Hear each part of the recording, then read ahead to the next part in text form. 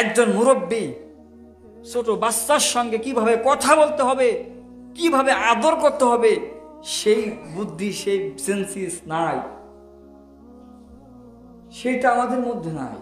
সেটা ছিল আল্লাহ রসুলের ভিতরে, সেটা আমাদেরকে নিতে হবে। হুসাইন রাদিয়াল্লাহু তাআলা আনহু ক্বালা ফি উজুনাইহি ওয়া ফিল ওয়াজহুহু ওয়া ফিল হাইমাত তাদরিস। আল্লাহ রাসূল সাল্লাল্লাহু আলাইহি ওয়াসাল্লাম তার নাতিদেরকে বুকে তুলতেন এবং মুখে চুমা দিতেন, পিঠে উঠাতেন, ঘোড়ার মতো হতেন। তিনি নানার দিক থেকে খুব আদরশীল, খুব দয়াপূর্ণ ভাবে ছিলেন আল্লাহ রাসূল সাল্লাল্লাহু আলাইহি ওয়াসাল্লাম।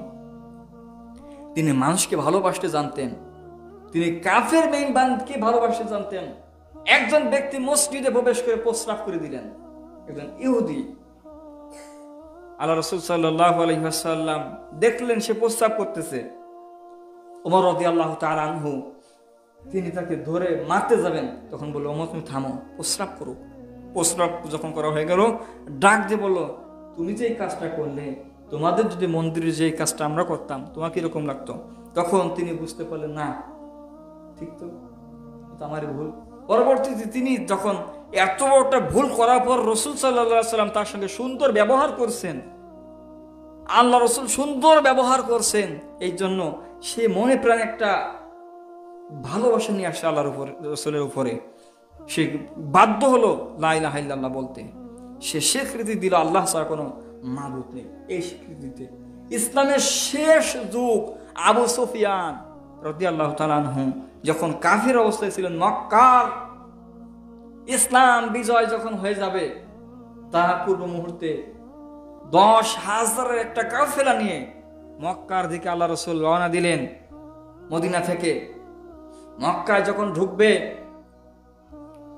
তখন দেখলেন যে মুহাম্মদ সাল্লাল্লাহু আলাইহি সাল্লাম গিয়েছিল একা।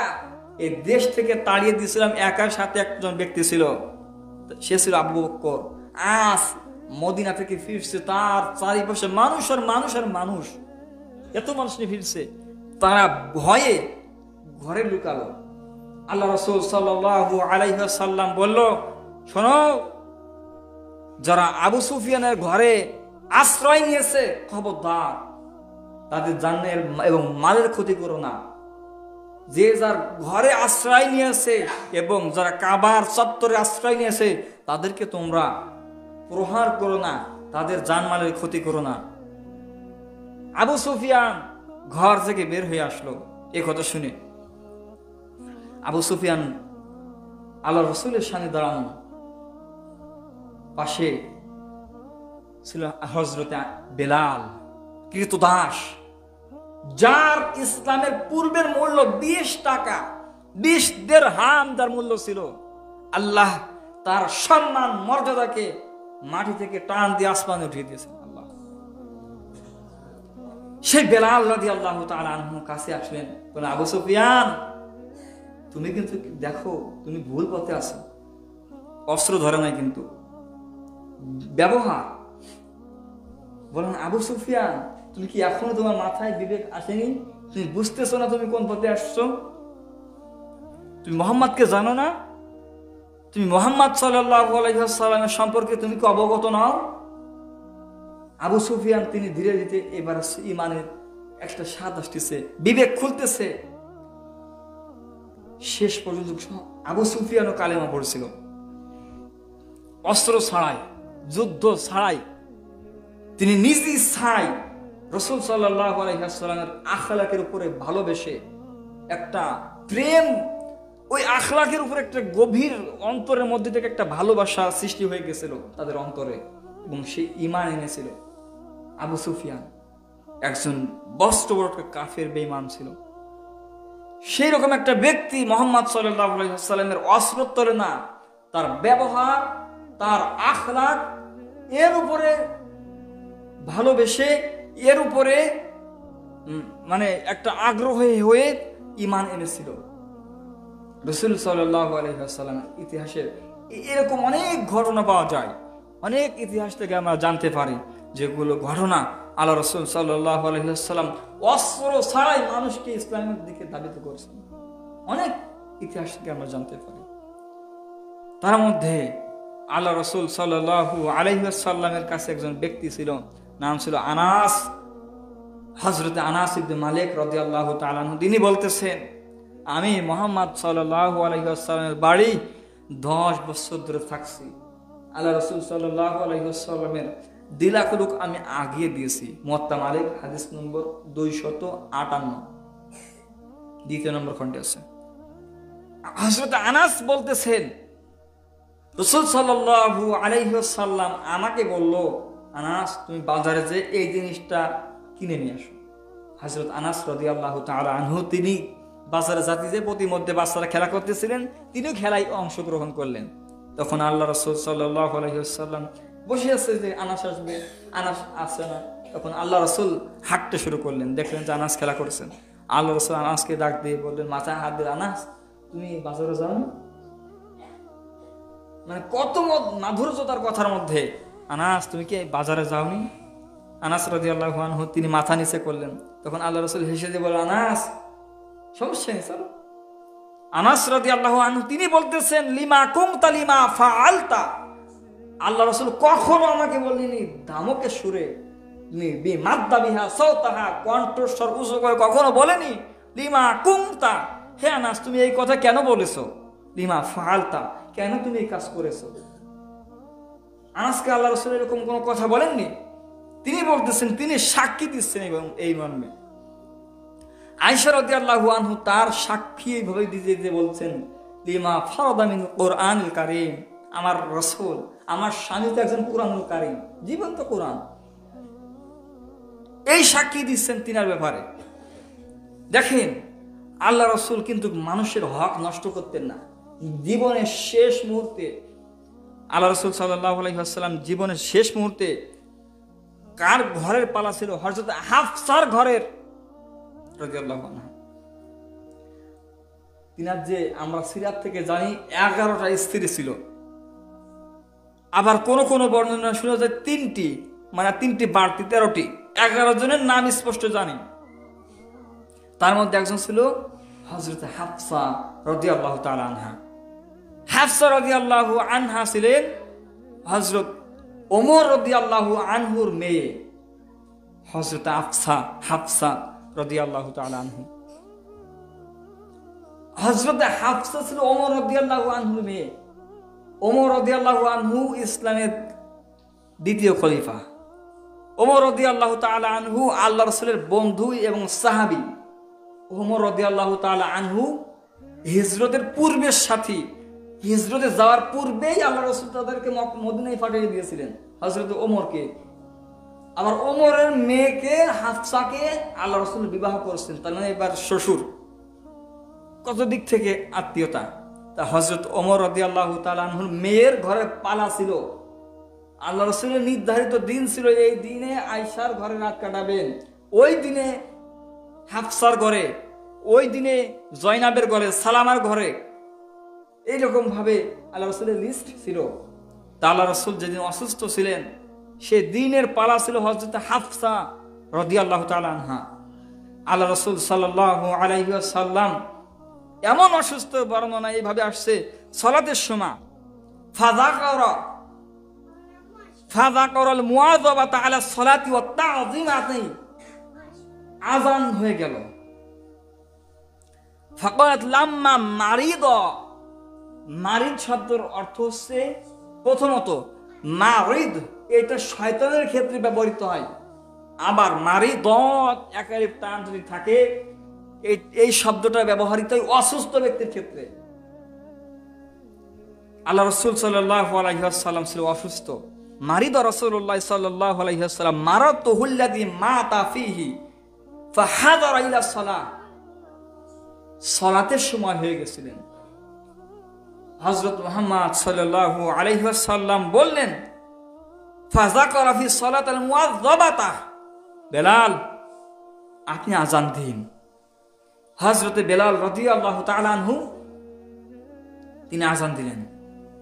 মুরু আবা বাকরিন ফালিউসাল্লি বিস সালাতা বিন নাস, এবং আদেশ করো, মুরু আওলা মুরু বিস সালাতি আবু বাকরিন ফালিউসাল্লি বিন নাস, আবু বকরকে বলো মানুষের জন্য সে ইমামতি করে, মানুষের সামনে যেন সে ইমামতের জন্য দাঁড়ায়। ফি রিজলুন ফি ইউসিফু, তখন আয়েশা রাদিয়াল্লাহু আনহা বললেন, ইয়া রাসূলুল্লাহ, আমার বাবা স্পর্শকাতর লোক, সালাত দাঁড়ালে কেঁদে ফেলবে। তখন আল্লাহ রাসূল সাল্লাল্লাহু আলাইহি ওয়াসাল্লাম ফাকাইলা ফি ইন্নী আবু বকরিন, আমি বলছি তুমি আবু বকরকে দাও।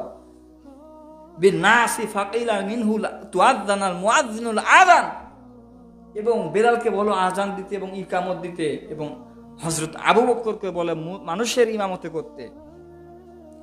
তখন রাসূলুল্লাহ সাল্লাল্লাহু আলাইহি ওয়াসাল্লামের স্ত্রী হযরত আবু বকরের মেয়ে আয়েশা রাদিয়াল্লাহু আনহা তিনি আবার বলছেন, ইয়া রাসূলুল্লাহ, আমার বাবা স্পর্শকাতর লোক, সে সালাতে দাঁড়ালে কেঁদে ফেলবে। তখন আল্লাহ রাসূল সাল্লাল্লাহু আলাইহি ওয়াসাল্লাম আবার বললেন, আমি তোমার বলছি না আবু বকরকে সালাতের জন্য দাঁড়াও। তখন আবু বকর রাদিয়াল্লাহু আনহু মুরু আবা বকরিন ফালিউসাল্লি বিন নাসি ফাখরাজা আবা বকরিন, আবু বকর ফাখরাজা সরে গেলেন, সেখান থেকে খারেজ হয়ে সামনের কাতারে চলে গেলেন ইমামতের জন্য, ইমামতির জন্য দাঁড়াচ্ছেন। ফাওয়াজাদা বিন নবী সাল্লাল্লাহু আলাইহি ওয়াসাল্লাম মিন নাফসি খিফাতান, আল্লাহ রাসূল বলছেন বিন নাফসি খিফাতান, যখন আবু বকর সালাতে দাঁড়ালো আমার অন্তর কেমন যেন শীতল হয়ে আসছিল, আমার অন্তরের জন্য একটা শীতলতা প্রবেশ করতেছিল। রাসূল সাল্লাল্লাহু আলাইহি ওয়াসাল্লাম বলেন, ফাখরাজা ইউহাদা বাইনা রাজুলাইহি কাআন্না ফি ইহদা, দুইজন ব্যক্তিকে, কানা রাজুলাইনি, দুইজন ব্যক্তিকে আমার কাছে আসতে বলো। দুইজন ব্যক্তি আসলো। ফাআরাদা আবু বকরিন ফাতাআখারা ওয়া আমা ইলাল নবী সাল্লাল্লাহু আলাইহি ওয়াসাল্লাম, এবং আল্লাহ রাসূল সাল্লাল্লাহু আলাইহি ওয়াসাল্লামের দুই কাঁধ ধরতে বললেন, তারা দুই কাঁধ ধরলো। সুম্মা উতিয়া বিহি হাত্তা জালাসা ইলা জামবিহি, আল্লাহ রাসূল সাল্লাল্লাহু আলাইহি ওয়াসাল্লামকে এবার মসজিদের দিকে নিয়ে যাওয়া হচ্ছে, বলা হচ্ছে আমাকে একটু মসজিদে নিয়ে চলো, আমাকে একটু সালাতের জন্য মসজিদে নিয়ে চলো। কিলা লিল আমাশি, হযরত আমাশ ছিল রাসূল সাল্লাল্লাহু আলাইহি ওয়াসাল্লামের কাছে, এবং ইবনে আব্বাস রাদিয়াল্লাহু তাআলা আনহু, হযরত আমাশ রাদিয়াল্লাহু আনহু তিনি বলছেন, কিলা লিল আমাশি ওয়া কানা নবী সাল্লাল্লাহু আলাইহি ওয়াসাল্লাম ওয়া কানা ফি আবু বকরিন বিসসালাতি ওয়ান নাসি, যখন আবু বকর মানুষের জন্য সালাত শুরু করলো, মানুষকে পিছনে রেখে তিনি সালাত শুরু করলো, তখন আল্লাহ রাসূল সাল্লাল্লাহু আলাইহি ওয়াসাল্লাম তিনাকে আমরা ধরে নিয়ে যাচ্ছিলাম। বি ফাকালা ফি রাসিহি নাম, ফাকানা ফি রাসিহি নাম, তিনার মাথাটা ঘুরে যাচ্ছিল, তিনার মাথাটা এরকম সোজা করে রাখতে পারতেছেন না, ঘুরে যাচ্ছিল। হযরত আমাশ রাদিয়াল্লাহু আনহু দ্বিতীয় বাক্যে এরকম বলে, ফি আবু বকর রাদিয়াল্লাহু আনহু কানা ইউসাল্লি ফি সালাহ, তখন সালাত শেষ করলো, মানে শুরু করলো, ফি রুসিহি জুলুমা ওয়া ফি রিজলাইহি, আল্লাহ রাসূল সাল্লাল্লাহু আলাইহি ওয়াসাল্লাম পাওয়ার জন্য ভেঙে আসতেছিল, মাটির সঙ্গে হেসে হেসে যাচ্ছিল মসজিদে। এত অসুস্থর মুহূর্তে আল্লাহ রাসূল সাল্লাল্লাহু আলাইহি ওয়াসাল্লাম তার বিবিদের হক নষ্ট করলেন না।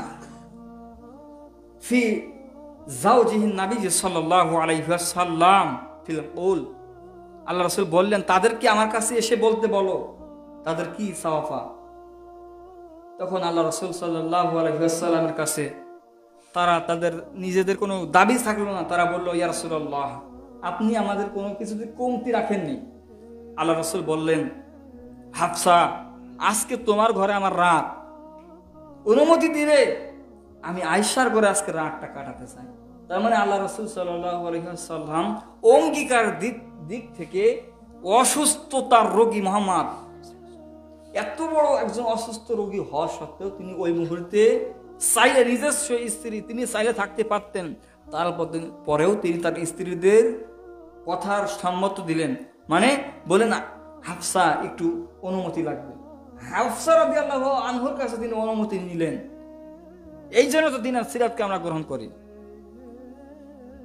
সুতরাং আমাদের উচিত রাসূল সাল্লাল্লাহু আলাইহি ওয়াসাল্লামের আখলাককে জীবনে বাস্তবায়ন করা।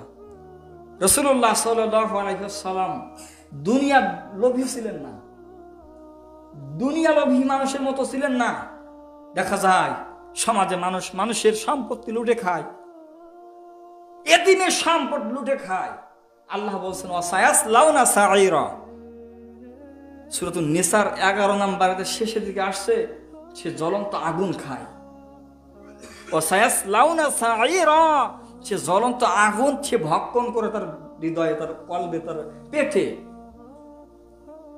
সুতরাং এতিমদের মাল, এতিমদের এই সব থেকে আমাদের ফারেক থাকতে হবে। মানুষের হক মেরে খেয়ে নিজেকে আল্লাহ বালা দাবি করলে, নিজেকে একজন মুসলিম দাবি করলে, এটা কখনোই আল্লাহ মেনে নেবেন না। কেননা আল্লাহ আপনার ওই সুরত দেখেন না। লা ইয়ানজুরু ইলা ফি সুওয়ারিকুম ওয়ালা ফি কুলুবিকুম ওয়া আমালুকুম। সেই বুখারীতে আসছে, আল্লাহ রাসূল বলেছেন আল্লাহ কারো মুখের সৌন্দর্য দেখেননি, তিনি দেখেন না সে কি জামা পরেছে, তার শরীরে কত সুন্দর জামা, সে কতটুকু লম্বায় ওয়েট, এটা আল্লাহ দেখেন না। ওয়ালা ফি কুলুবিকুম ওয়া আমালুকুম, আল্লাহ তাআলা রাসূল বলেন আল্লাহ দেখেন তাদের অন্তর কতটুকু সচ্ছল, আল্লাহ দেখেন তাদের হৃদয় কতটুকু আল্লাহ ভীতিতে পরিপূর্ণ।